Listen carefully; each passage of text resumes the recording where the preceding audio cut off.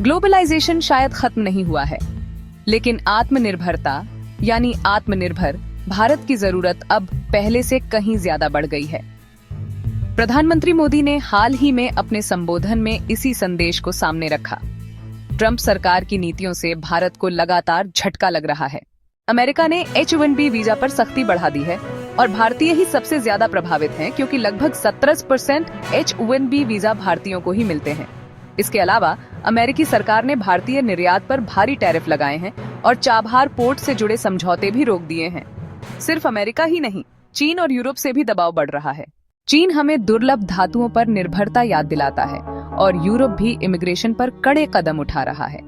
इन वैश्विक परिस्थितियों ने भारत को फिर से अपनी ताकत पहचानने और स्वदेशी मॉडल अपनाने की याद दिलाई है।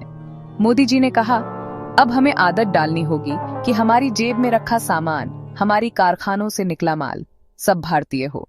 भारत का बड़ा घरेलू बाजार हमें बाहरी झटकों से बचाता है और यही हमारी असली शक्ति है। GST सुधारों से उम्मीद है कि उपभोक्ताओं को राहत मिलेगी और मांग बढ़ेगी।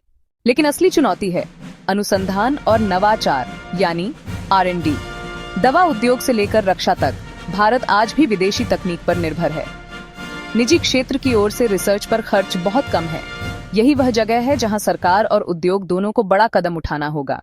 चीन, दक्षिण कोरिया और ताइवान ने रिसर्च में भारी निवेश कर अपनी अर्थव्यवस्था को मजबूत किया।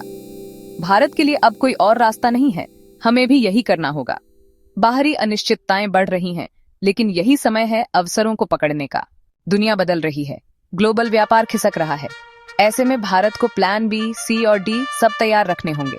आत्मनिर्भरता का मंत्र केवल नारा नहीं, बल्कि इंडिया की भविष्य की दिशा है।